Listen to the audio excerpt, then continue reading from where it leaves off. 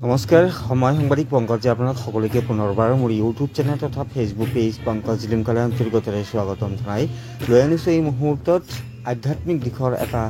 খবৰ গতিকে চাই থাকক সম্পূৰ্ণ ভিডিঅ'টো সবিশেষ তথ্য দিয়াৰ পূৰ্বে ক'ব বিচাৰিছোঁ যদিহে আপোনালোকে অনাগত সময়ত মোৰ ইউটিউব চেনেল তথা ফেচবুক পেজ পংকজ জিলিমকাৰ জৰিয়তে বিভিন্ন দিশৰ খা খবৰসমূহ জানিব বিচাৰে বা চাব বিচাৰে তেন্তে ছাবস্ক্ৰাইব কৰি থৈ দিব পাৰে মোৰ ইউটিউব চেনেল পংকজ জিলিমকা ফ'ল' কৰি থৈ দিব পাৰে মোৰ ফেচবুক পেজ পংকজ লিমকা তো এই আধ্যাত্মিক খবৰটি হৈছে গোৱালপাৰা জিলাৰ ৰংজুলি আৰু থানাৰ অন্তৰ্গত পূব হাৰাপাৰাৰ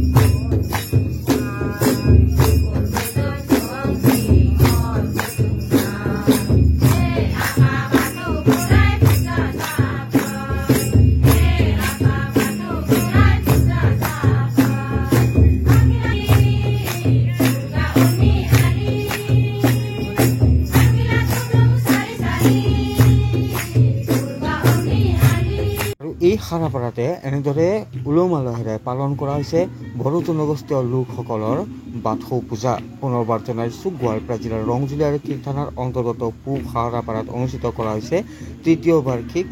বাথৌ পূজা আৰু পূব হাৰাপাৰা বড়ো মেট কমিটিৰ উদ্যোগতে এইবেলি তৃতীয় বাৰ্ষিক তেওঁলোকৰ যি বাথৌ পূজা সেই বছৰীয়া বাথৌ পূজা ভাগি অনুষ্ঠিত কৰিছে এনেদৰে উলহ-মালহেৰে আৰু ইয়াকে লৈ এক আধ্যাত্মিক পৰিৱেশ বিৰাজ কৰা পৰিলক্ষিত হ'ল এই পূব হাৰাপাৰা স্থিত যি শিৱ মন্দিৰ প্ৰাংগণ আছে সেই প্ৰাংগণতে অনুষ্ঠিত কৰা হৈছে এই পূজা ভাগি স্ক্ৰীণত আপোনালোকে দেখি আছে তাৰে কিছু দৃশ্যাংক কেইবাগৰাকীও বিশিষ্ট ব্যক্তিক নিমন্ত্ৰণ জনোৱা হৈছিল আৰু তেওঁলোকক এনেদৰে সম্ভাষণ জনোৱা হয় আয়োজক সমিতিৰ তৰফৰ পৰা এটা কথা উল্লেখ কৰি দিব বিচাৰিছোঁ যে এই যি বাথৌ পূজা আচলতে তেওঁলোকে এই বাথৌ পূজা আয়োজন কৰাৰ মূলতে হৈছে আপোনালোক সেই কথাটো জনাম কিন্তু তাৰ পূৰ্বে দৃশ্যাংক দেখুৱাই দিছে এয়া হৈছে লক্ষীক আদৰি লৈ অনাৰ দৃশ্য পুনৰবাৰ জনাই দিছোঁ আপোনালোকক এয়া হৈছে আচলতে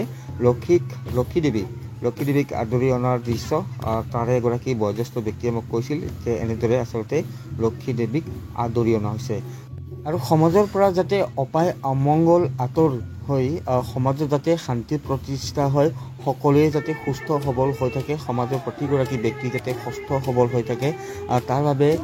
এই ধৰণৰ যি পূজা আচলতে সেই পূজা ভাগি কৰা হয় ইয়াৰ লগে লগে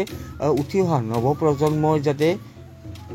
শৈক্ষিক দিশৰ পৰা আৰম্ভ কৰি বিভিন্ন তেওঁলোকৰ যি প্ৰতিভাসমূহ আছে সেই প্ৰতিভাসমূহৰ জৰিয়তে যাতে নিজকে মানৱ সম্পদ হিচাপে গঢ় দিব পাৰে তেনেধৰণৰ আচলতে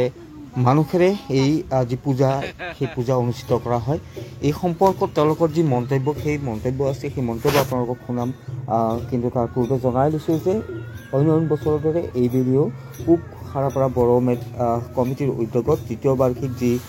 বাথৌ পূজা সেই বাথৌ পূজা ভাগি এনেধৰণে উলহ-মালহেৰে আয়োজন কৰা পৰিলক্ষিত হ'ল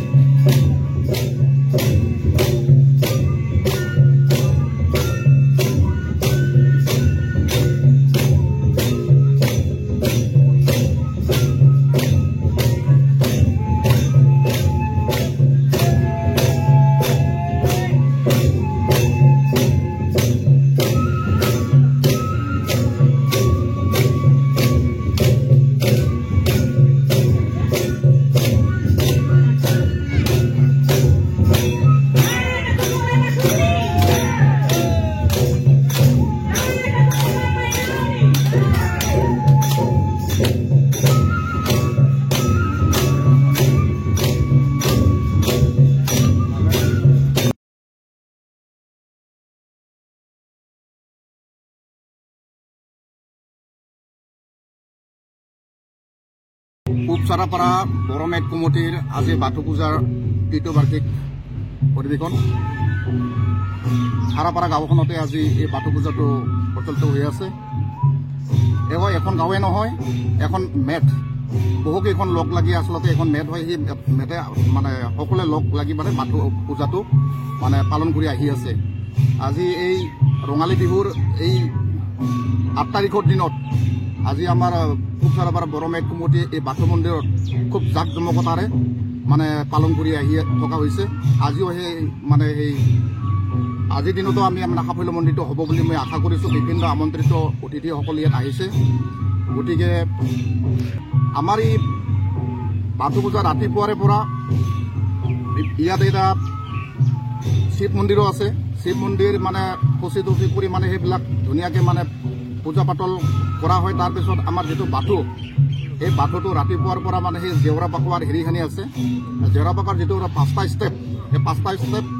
মানে তলৰ পৰা মানে কিছুমান তাৎপৰ্য কিছুমান হেৰি আছে। সেই জেওৰাটো মানে জন্ম যন্ত্ৰণা, মৃত্যু, বিবাহ, শান্তি এইবিলাক তাত জড়িত হৈ থাকে। আৰু এই বাথৌ মন্দিৰ বা বাথৌ পূজাৰ জৰিয়তে আমাৰ বড়ো ৰাইজসকলে, বিশেষকৈ বড়োসকলে মানে বড়োসকলে উঠি অহা প্ৰজন্মসকলে মানে শিক্ষাই দীক্ষাই বিভিন্ন যাতে মানে উচ্চ পদত আগবাঢ়িব পাৰে বা খেতিয়ে বাতিয়ে শস্যই মানে নদন বদন হৈ আহে, তাৰে কামনা কৰি